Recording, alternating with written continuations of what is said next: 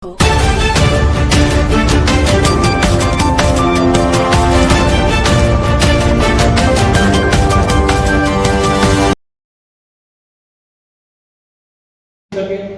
તમે મહત્તમ અમારા જે ટ્રેનિંગ સેન્ટર અને રિસર્ચ સેન્ટરનો લાભ લેજો કે જેથી કરીને તમે પણ અપગ્રેડ થશો, તમારું નોલેજ વધશે.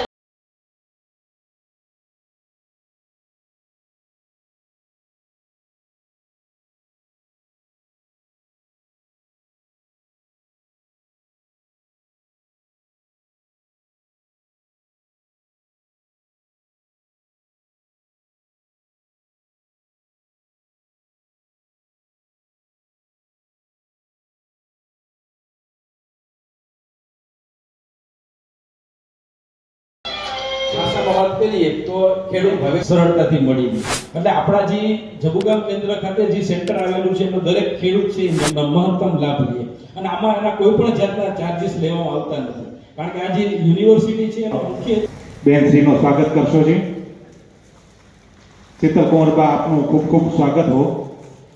સંજયભાઈ સાહેબ આપનું ખૂબ ખૂબ સ્વાગત હો.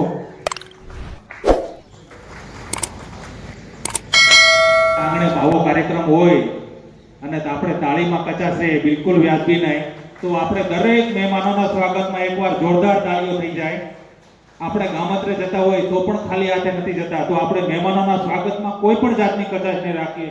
એકવાર જોરદાર તાળીથી બધા મહેમાનોનું આપણે ખૂબ ખૂબ ઉમળકાભેર સ્વાગત કરીએ છીએ. તો સર્વ મહેમાનો આપનું હાર્દિક સ્વાગત છે. હવે બધા બહુએ કીધું હતું ના ના અમે કરીશું. આપણે અપડેટ કરીએ છીએ, એવું દર વખતે અપડેટ થવું પડે. આપણે બોલો, ઈચ્છા ખરી બધાને જૈવિક બાજુ વરવાની, પ્રાકૃતિક ખેતી બાજુ વરવાની, કે પછી ખાલી ખાલી સાહેબો લાઈન બેસાડે છે, તમને બધી સમજ આપે છે, એ ગમે છે કે નહીં? પહેલા એવું કહો, ગમે છે? તો પછી પબ્લિક કેમ આટલી ઓછી છે? તમને ગમતું હોય, તમારા વિષયનું હોય તો કયા પછી ગાડીઓ મૂક્યા પછી બી પબ્લિક થાય નહીં. એનો મતલબ શું? ખેડૂતો બધા સદ્ધર થઈ ગયા, બધી ખબર પડી ગઈ. હવે અમારી સરકાર જોડે કશું જોઈતું નથી. એવું છે? એવું છે? મને સંભળાય નહીં તો હું એવું જ ગણીશ કે ભાઈ એવું જ છે. નથી ને?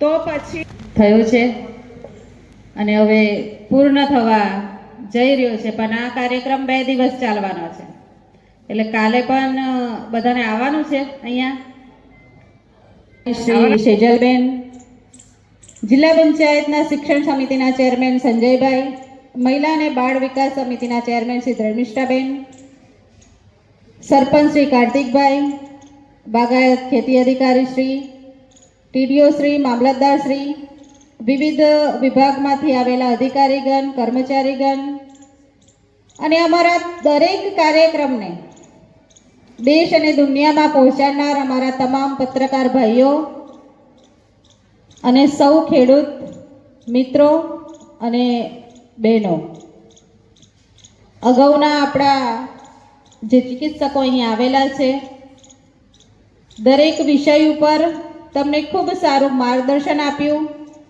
માનનીય મુખ્યમંત્રી સાહેબ શ્રીએ પણ ખૂબ સરસ માર્ગદર્શન આપ્યું. એટલે બધું કંઈ ન કહેતા, પણ જે સરકારશ્રીની યોજનાઓ છે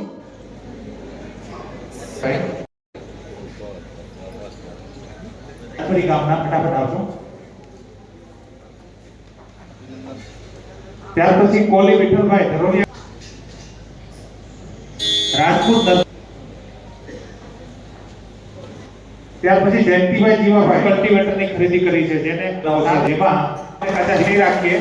નારણભાઈ જમણવારમાં પૂરો કરવાનો છે. તો મિત્રો, સર્વ મિત્રો આ કાર્ય અહીંથી જમણવાર માટે જશું.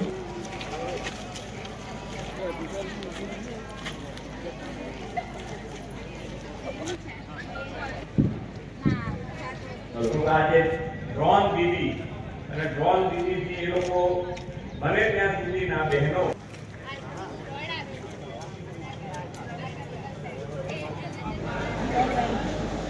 આજરોજ બોડેલી એપીએમસી ખાતે રવિ કૃષિ મહોત્સવ 2 દિવસીય 6 અને 7 તારીખ અને પૂરા છોટાઉદેપુર જિલ્લામાં 6 તાલુકામાં રવિ કૃષિ મહોત્સવ 2 દિવસનું યોજવામાં આવેલું છે. આજે ખૂબ મોટી સંખ્યામાં ખેડૂત મિત્રો અહીં ઉપસ્થિત રહ્યા, સાથે સાથે પદાધિકારી અને અધિકારીગણ પણ અહીં ઉપસ્થિત રહ્યા. આજના કાર્યક્રમમાં અહીં વિવિધ સ્ટોલ પણ અહીં આપવામાં આવેલા છે.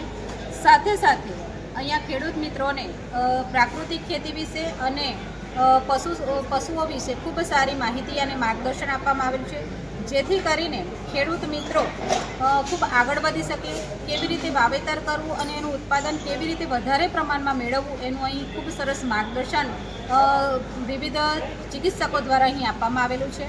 અને 15 લાખ કરતાં પણ અંદાજિત 15 લાખ કરતાં પણ વધારે રકમની અહીં યોજનાઓની સહાય પેટે પણ અહીંને ચેક અને એનાયત કરવામાં આવેલા છે.